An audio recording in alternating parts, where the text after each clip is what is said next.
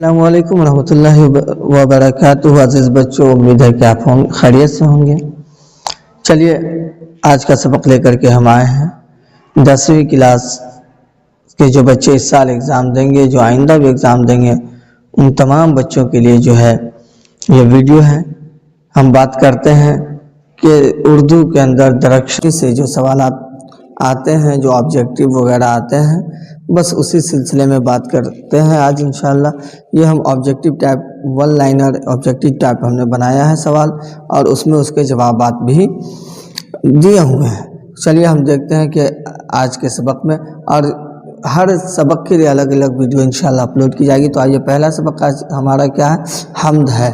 پہلا سبق کا نام کیا؟ حمد خدا عز و جل ہے، جس کے مصنف شبنم کمالی، جس کے مصنف کون ہے؟ شبنم کمالی ہے۔ تو آئیے ہم اس سے آبجیکٹیو دیکھتے ہیں۔ پہلا سوال ہمارا ہے کہ حمد کے لغوی معنی کیا ہے، یعنی حمد کے لغت کے اندر حمد کے معنی کیا ہے؟ تو حمد کے معنی خدا کی تعریف کیا ہے۔ دوسرا سوال ہے حمد کس ادبی صنف سے ہے؟ تو اردو ادب کے 2 حصے ہیں۔ اردو ادب کے کتنے حصے ہیں؟ 2 حصے ہیں، حصہ ہے نثر اور حصہ ہے نظم، یعنی شاعری۔ تو حمد کس صنف سے ہے؟ تو شاعری سے ہے۔ اگلا سوال ہے کہ شامل نصاب حمد کے شاعر کون ہے؟ تو شبنم کمالی۔ شامل نصاب حمد کا عنوان کیا ہے؟ حمد خدائے عز و جل، اور حمد خدائے عز و جل کے لکھنے والے، اس کے خالق، اس کے تخلیق کار ہے نا کون ہے؟ تو وہ شبنم کمالی ہے۔ اگلا سوال ہے کہ شبنم کمالی کی پیدائش کب ہوئی تھی؟ تو شبنم کمالی 22 جولائی 1938 میں پیدا ہوئے تھے۔ اگلا سوال شبنم کمالی کا تعلق بہار کے کس ضلع سے تھا؟ یہاں پہ پوچھا جا سکتا تھا کہ شبنم کمالی کا تعلق کس ریاست سے ہے، شبنم کمالی کا تعلق کس صوبہ سے ہے، شبنم کمالی کا تعلق کس اسٹیٹ سے ہے؟ تو ہم بہار تک لگاتے ہیں۔ کہاں لگاتے ہیں؟ بہار میں۔ لیکن سوال کیا ہے؟ شبنم کمالی کا تعلق بہار کے کس ضلع سے تھا؟ تو سیتامڑھی سے۔ اگلا سوال ہے کہ شبنم کمالی کہاں پیدا ہوئے؟ تو پوکھریرا گاؤں میں۔ کس گاؤں میں؟ پوکھریرا گاؤں میں۔ پوکھریرا گاؤں کا ضلع کون سا ہے؟ سیتامڑھی ہے۔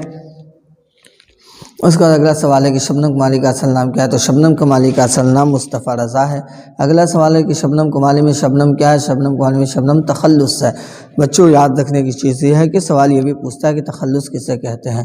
تو جیسے یہ سوال ہے کہ تخلص کسے کہتے ہیں، تو آپ ایک دم جھٹ سے کیا لکھ دینا ہے کہ وہ چھوٹا سا نام جو شاعر اپنے اصل نام کے علاوہ، یا شاعر کا وہ چھوٹا سا نام جو شاعر اپنی شاعری میں استعمال کرتا ہے، ہو سکتا ہے اس کا اپنا اصل نام بھی جو ہے شاعر اپنی شاعری میں استعمال کر لے بطور تخلص، تو وہ چھوٹا سا نام جو شاعر اپنے شاعری میں استعمال کرتا ہے اس کو کیا کہتے ہیں؟ تخلص کہتے ہیں۔ اگلا سوال ہے کہ شامل نصاب حمد میں کس کی تعریف کی گئی ہے؟ تو حمد کے اندر کس کی تعریف ہوتی ہے؟ جیسے لفظ حمد آئے تو سمجھ جائے کہ اللہ تعالیٰ کی تعریف ہوگی۔ اگلا سوال ہے شبنم کمالی نے اپنی زندگی کا بیشتر حصہ، یعنی زیادہ تر حصہ، زیادہ تر وقت کس چیز میں گزارا ہے؟ تو وعظ و تبلیغ میں گزارا ہے۔ اس کے بعد جو ہے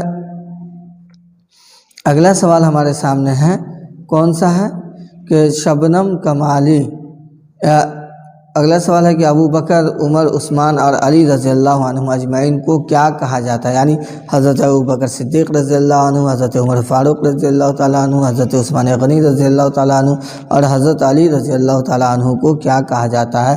ان کو خلفائے راشدین کہا جاتا ہے۔ اب آپ کے ذہن میں آئے گا کہ یہ سوال، یہ نام تو ہم نے پڑھا نہیں ہے۔ تو عزیز بچوں، پہلے سبق حمد کو پڑھاتے ہوئے آپ کو پڑھایا گیا ہوگا کہ نچلے پیراگراف میں کہ حمد میں کس کی تعریف ہوتی ہے؟ تو حمد میں اللہ تبارک و تعالیٰ کی تعریف ہوتی ہے۔ نعت میں جناب محمد عربی صلی اللہ علیہ وسلم کی تعریف و توصیف بیان کی جاتی ہے۔ منقبت میں بزرگان دین، اولیاء اکرام اور خلفائے راشدین کی تعریف ہوتی ہے۔ وہی خلفائے راشدین میں 4 خلیفہ آتے ہیں، 4 صحابہ آتے ہیں جن کا نام یہاں ہے۔ اور ایک آئے گا قصیدہ۔ قصیدہ میں کسی بھی شخص کی، بادشاہ وقت یا کسی بھی شخص کی جو ہے تعریف و توصیف ہو، اس کو ہم قصیدہ کہتے ہیں۔ چلیے اس کے بعد اگلا سوال کیا ہے؟ شبنم کمالی کے کتنے نعتیہ شاعری کے مجموعے شائع ہو چکے ہیں؟ تو 5 نعتیہ شاعری کے مجموعے شائع ہو چکے ہیں۔ کون کون سے؟ انوار عقیدت، ریاض عقیدت، ضیاء عقیدت، صہبائے عقیدت اور فردوس عقیدت۔ اس کے بعد کیا ہے؟ شبنم کمالی کو شاعری کی کس صنف میں شہرت حاصل ہے؟ تو نعتیہ شاعری میں ان کو شہرت حاصل ہوئی ہے۔ ریاض عقیدت اور فردوس عقیدت کا تعلق کس صنف شاعری سے ہے؟ تو نعت سے ہے۔ شبنم کمالی کے 2 شعری مجموعے کا نام بتائے تو فردوس عقیدت، انوار عقیدت۔ اگلا کیا ہے؟ کہ صاحب عقل فہم کو کس کی ذات پر ناز ہے، تو صاحب عقل فہم کو اللہ تبارک و تعالیٰ کی ذات پر ناز ہے۔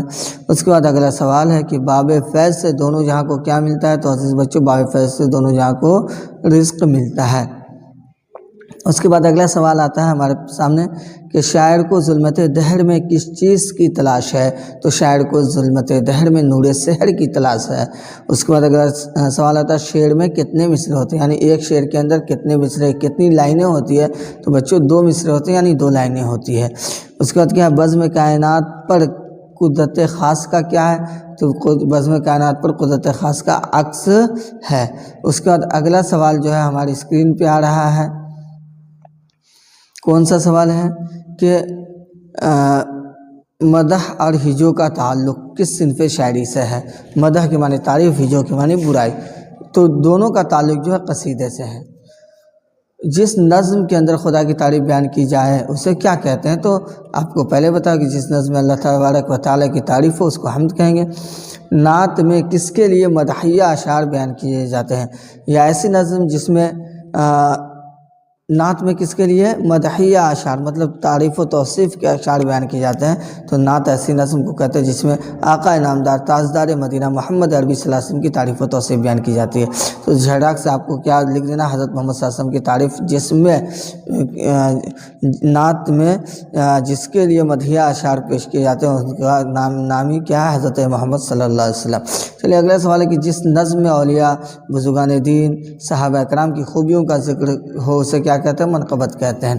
اگلا سوال ہے حمد کا ہم معنی لفظ، یعنی مترادف بھی پوچھ سکتا ہے اور ہم معنی بھی پوچھ سکتا ہے، تو ہم معنی پوچھے یا مترادف پوچھے تو آپ کو ثنا لگا دینا ہے، کیا لگا دینا ہے، ثنا لگا دینا ہے۔ اگلا سوال ہے کہ شاملین صاحب حمد میں زلزلال کس کے لیے آیا، لفظ زلزلال کس کے لیے آیا ہے، تو عزیز بچوں لفظ زلزلال اللہ تبارک و تعالیٰ کے لیے آیا ہے۔ اگلا سوال ہے کہ انسان کی مشکلوں کو کون حل کرتا ہے، تو اللہ تعالیٰ۔ کون حل کرتا ہے، اللہ تعالیٰ۔ خالق کائنات کون ہے، یعنی دنیا کا پیدا کرنے والا کون ہے، تو اللہ تعالیٰ۔ اس کے بعد جو ہے اگلا سوال ہے شبنم کمالی کا تعلق انتقال، شبنم کمالی کا انتقال کب ہوا، تعلق نہیں انتقال کب ہوا، تو شبنم کمالی کا انتقال 19 اگست 2004 عیسوی میں ہوا۔ امید کرتے ہیں کہ اتنی چیزیں آپ کو سمجھ میں آ گئی ہوں گی۔ انشاءاللہ دوسرے ویڈیو میں جو ہے ہم اگلے سبق کو لے کر کے آئیں گے، اور آپ لوگوں سے جو ہے گزارش کرتے ہیں کہ ہماری اس ویڈیو کو جو ہے آپ اپنے ساتھیوں تک جو ہے شیئر کریں، ان تک بھیجیں، ان تک پہنچائیں، اور آپ بھی پڑھیں۔ انشاءاللہ کامیابی جو ہے اللہ تبارک و تعالیٰ آپ لوگوں کو دے گا۔ اور دوسرا یہ ہے کہ اگر آپ ہمارے چینل پہ نئے ہیں تو ہمارے چینل کو سبسکرائب کر دیں، اور نہیں تو اس کو لائک کر دیں۔